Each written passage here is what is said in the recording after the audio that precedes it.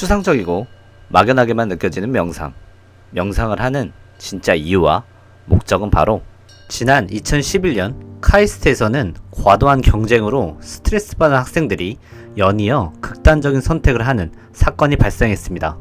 미래에 대한 불안, 주위 기대로 인한 부담감으로 우울감을 지닌 학생들이 많았던 것으로 알려졌는데요. 당시 충격에 빠진 카이스트에서는 자살 방지와 인성교육의 필요성을 느끼고 학생들의 마음을 보듬어줄 명상 수업을 개설하게 됩니다. 이후 2015년부터 온라인 교육 플랫폼 코세라에서 전 세계인을 대상으로 강의를 진행하고 있습니다. 위에 명상 관련 기사들을 살펴보면 명상이 정확히 무엇을 하는지 잘 모르지만 나에게 유익함을 줄 것 같다는 추측은 가능합니다. 하지만 명상이라고 하면 왠지 종교랑 연관이 있어 보이고 난해하고 추상적이며 다양한 명상법이 있어 복잡하고 어렵게 느껴집니다. 위스덤 드로잉. 이번 주제는 명상을 하는 근본적인 이유입니다. 이 글은 종교의 교리에 대해서 말씀드리는 것이 아닌 자기 개발을 위해 도움을 드릴 목적, 그리고 명상의 난해하고 복잡함을 제 능력 한에서 최대한 명확하게 명상을 도대체 왜 하는지 근본적인 이유에 대해 설명드리려고 합니다. 첫 번째, 명상이 무엇인가? 명상은 인류 역사 수천 년 동안 전해져 온 다양한 종교의 전통 수행 기법입니다. 많은 영상 기법들이 있지만 원리는 동일합니다. 명상의 핵심은 나에게 일어나는 모든 현상들을 주관으로 덧붙이지 말고 피하지 않고 저항 없이 그저 객관적으로 있는 그대로 인지하고 바라보는 연습입니다. 인간이 느낄 수 있는 오감, 즉 시각, 청각, 후각, 미각, 촉각, 그리고 내 마음에서 올라오는 감정들, 불안, 분노, 괴로움, 슬픔, 우울 등 다양한 감정에 내가 휘둘리지 않고 마음을 비워야 한다는 강박 없이 그저 위에서 내려다보듯 호기심이 가득한 아이처럼 관찰자가 되어 알아차리고 지켜볼 뿐입니다. 신체를 단련하기 위해 운동을 하듯 바라보기만 하는 훈련, 즉 마음을 단련할 때 명상이 큰 도움이 됩니다. 두 번째, 명상을 왜 하는가? 우리는 태어났을 때부터 천성적인 성격과 가정 환경, 주변 환경, 경험, 트라우마, 받아들인 정보, 감정에 따라 주관이 형성되고 어떤 대상과 현상을 자신의 견해와 관점에 따라 판단합니다. 그 주관은 점점 단단하고 견고해지며 고집과 아집으로 형성되어 우리는 이성적이고 객관적인 시야를 점점 잃게 됩니다.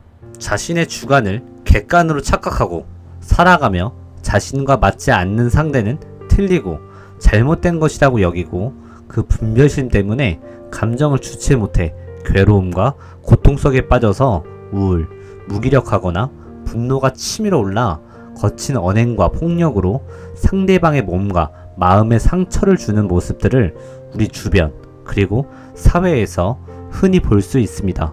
명상을 꾸준히 실천하면 일상과 사회생활, 인간관계, 내면에서 오는 감정 등 내 삶에서 일어나는 다양한 현상들을 좀 더 객관적으로 바라볼 수 있는 힘이 생겨납니다. 다시 말해 내 주관이 만드는 고통을 알아차릴 수 있습니다. 나로 인해 나타나는 반응과 현상들을 알아차리고 그저 바라보는 연습을 통해 나의 의식이 훈련되면 부정적이고 원하지 않은 것들을 잘 흘려보낼 수 있게 되며 내가 진정 바라는 것에 집중할 수 있게 됩니다. 마음의 고통을 일으키는 원인인 주관적인 생각에 휘둘리지 않기 위해 하는 훈련이 명상이고 하는 목적이자 이유입니다. 세 번째, 내가 나를 알아차리고 바라본다. 우리 인간에게만 가지고 있는 능력이 있는데 그것은 바로 자기 자신을 제3자의 시점에서 객관적으로 볼 수 있는 힘, 심리학 용어로는 초인지라고 합니다. 인간은 누구나 자신을 한 차원 높은 시각에서 나를 관찰하고 발견하고 통제할 수 있습니다. 단지 훈련이 되지 않아 미숙하고 잘 몰라서 그 능력을 활용하지 못할 뿐입니다. 알아차리고 바라본다는 의미를 예전부터 이미 쌓인 경험, 배움, 천성들을 단번에 바꾸고 고치라는 뜻으로 잘못 받아들이시면 안 됩니다. 사실 각자의 주관적인 관점에서 느끼는 생각과 감정을 통제한다는 것은 불가능에 가깝습니다. 하지만 우리가 초인지를 발휘해서 자신의 주관에서 오는 부정적인 것들을 알아차리고 그저 바라만 볼 뿐 거기에 휘둘려 후회할 언행을 하지 않게 마음의 균형을 잡아나가는 힘을 기르는 것이 명상의 핵심입니다. 네 번째, 명상할 때 주의할 부분. 명상할 때 많이 착각하는 부분이 생각과 감정을 비워야 한다 또는 마음이 안정되어야 한다는 강박에 사로잡히는 것입니다. 위에서 잠깐 설명했지만 우리의 주관과 떠오르는 잡념을 우리는 막지 못합니다. 우리가 통제할 수 있는 영역이 아닙니다.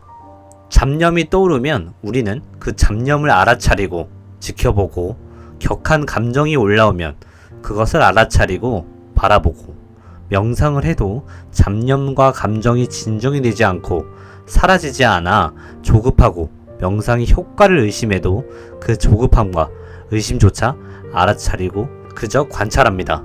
우리가 할 수 있고 집중할 수 있는 것은 단지 알아차리고 지켜볼 뿐입니다.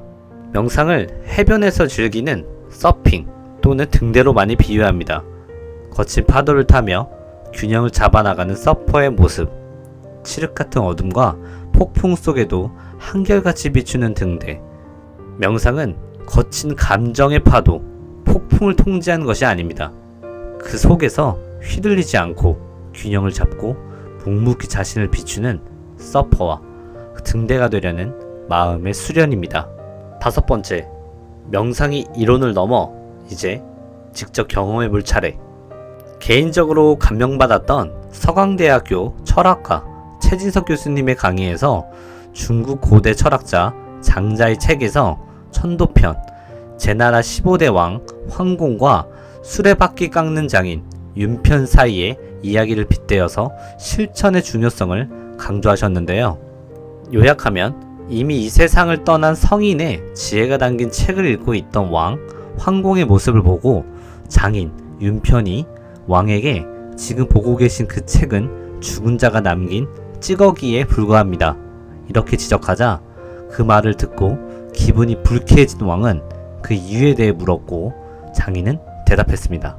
수레바퀴를 너무 느슨하거나 뻑뻑하게 깎으면 수레바퀴의 역할을 못하니 적당히 제대로 깎아야 되는데 이 기술은 오로지 노하우와 경험, 손끝에서 느껴지는 감각만이 적당하고 제대로 만들어낼 수 있는 것이지 그것은 글이나 말로 전해지는 게 아닙니다. 심지어 내 아들에게도 제 기술을 전해주지 못하여 오죽하면 지금 이 나이가 되도록 수레바퀴를 깎고 있겠습니까? 라고 하자 왕이 설득되었다는 이야기입니다. 배우는 것을 소홀히 하라는 뜻이 아니며 알고 있는 것을 가진 것으로 착각하지 말고 막연하게 믿지도 마세요. 명상을 실천해보고 그 효과를 직접 느껴보세요. 경험을 해야 비로소 내 것이 됩니다.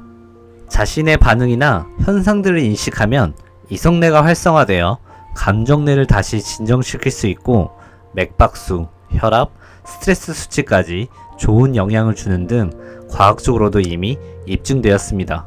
오늘날 명상은 더 이상 신비주의, 추상적인 것이 아닌 지친 마음을 치유하는 데 활용하는 수단으로 자리 잡았습니다.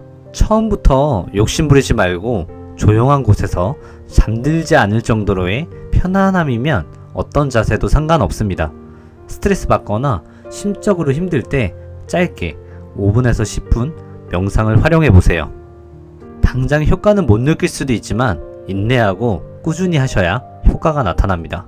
명상의 핵심을 이해하시고 숙련되면 일상생활을 하면서 누구와 대화 중에, 업무 중에, 출퇴근하면서 등 장소에 구애받지 않고 언제 어디서든 가능합니다.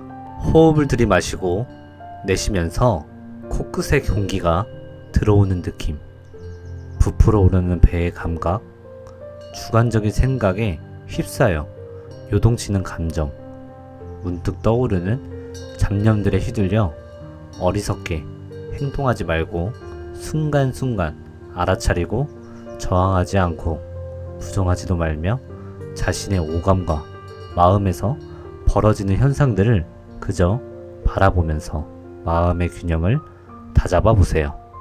나는 주관적인 생각에 휘둘리지 않습니다. 나는 객관으로 스스로를 인지하는 사람입니다. 내가 휘둘리지 않고 바라만 보니 비로소 마음이 평온합니다. 오늘 준비한 내용은 여기까지입니다. 제 이야기가 정답이나 진리라는 뜻이 결코 아니며 단지 참고하셔서 개개인에게 적합한 이로움을 발견하시고 우리 모두의 삶이 좀 더 지혜롭고 평온하길 소망합니다. 더욱 객관적이고 보편적인 삶의 지혜를 준비해서 다음에 또 찾아뵙겠습니다. 도움이 되셨다면 번거로우시겠지만 구독, 좋아요, 댓글 부탁드릴게요. 영상 제작에 큰 힘이 됩니다. 감사합니다.